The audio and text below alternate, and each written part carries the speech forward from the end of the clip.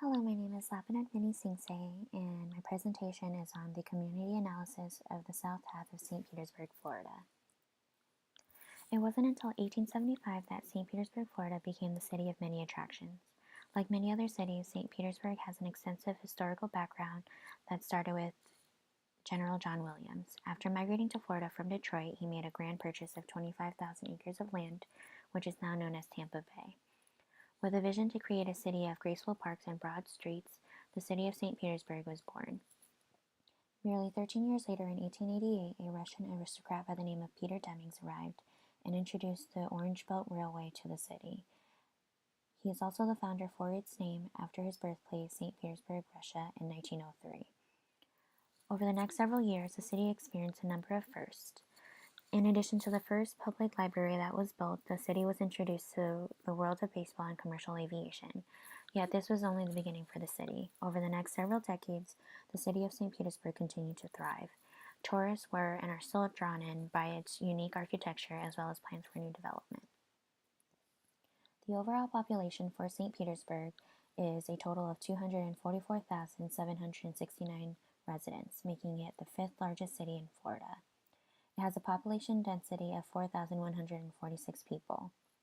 The city can be divided into north half and the south half of St. Petersburg. In the south half of St. Petersburg, the area consists of anywhere between 5th Avenue North to areas closer to the Skyway Bridge, as shown on the map. Depending on the location, the housing conditions tend to vary considerably. While areas closer to the waters consist of lavish waterfront homes, homes further away from the water are often more traditional and affordable.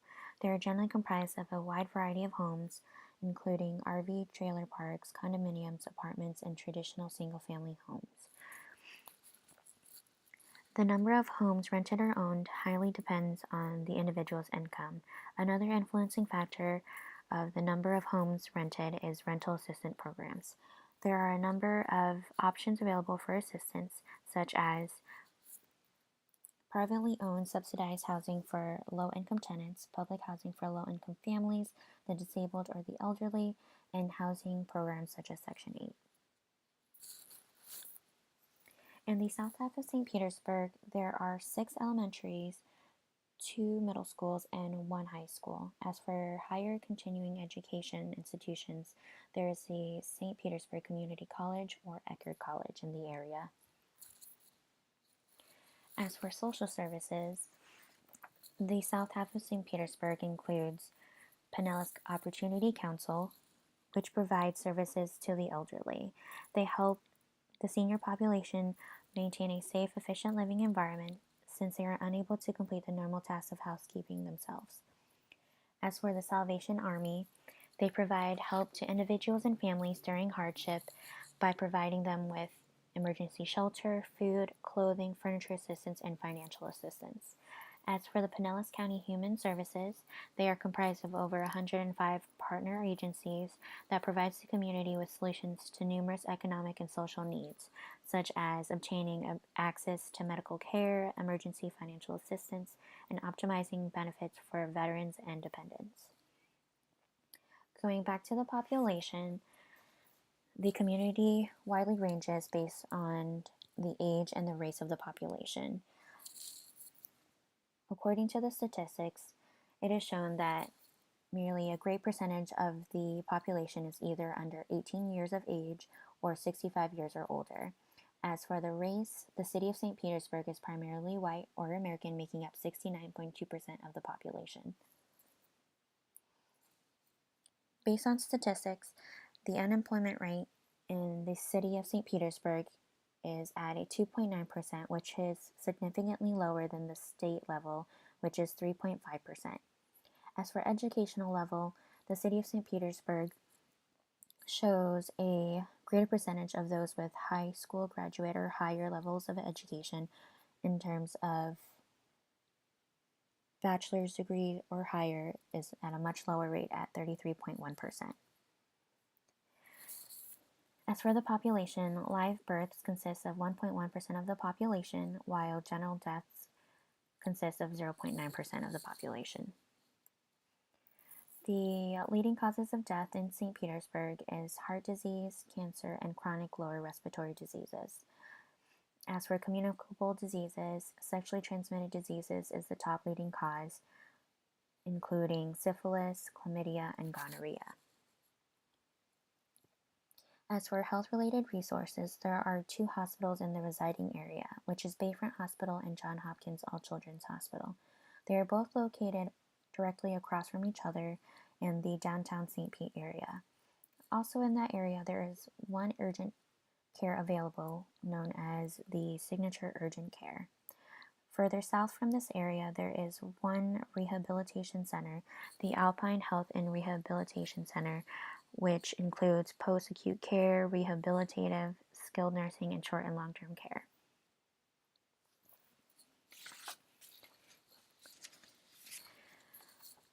According to the Healthy People 2020 objectives, the goal is to improve health worldwide.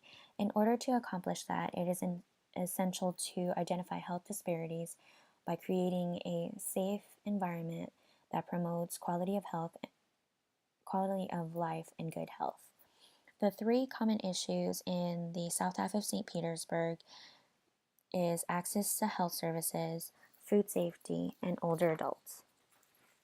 Access to health care services has been an ongoing issue, not only in St. Petersburg, Florida, but statewide and nationwide.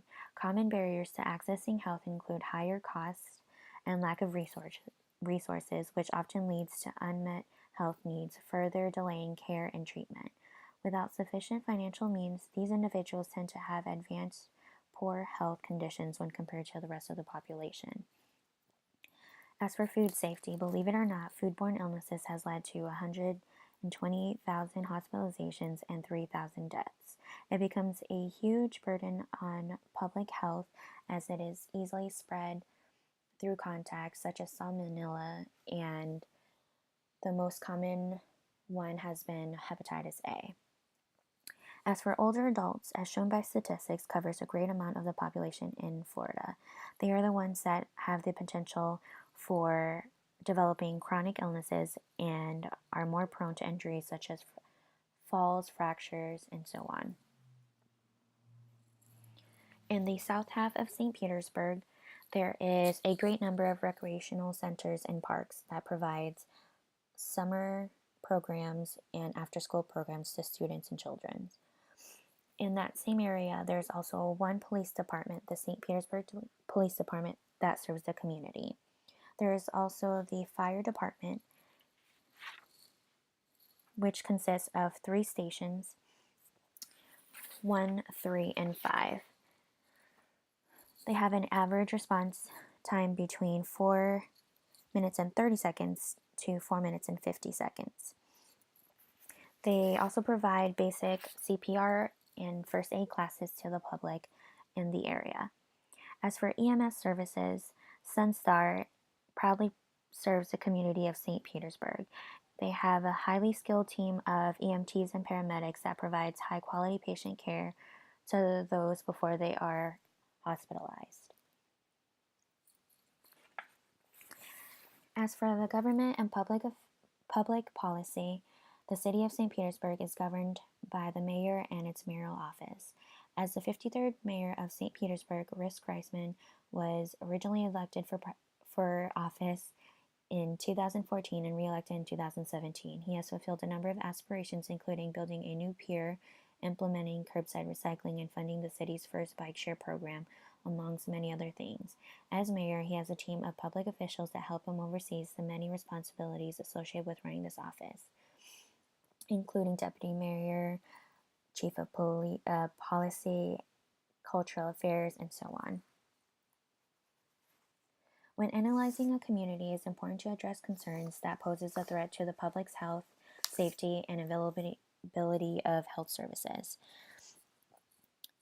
Unhealthy food accessibility or healthy food accessibility and availability has been one of the common issues in St. Petersburg. We have such a higher access to unhealthy foods contributing to conditions such as heart disease, which is the number 1 leading cause of death in St. Petersburg.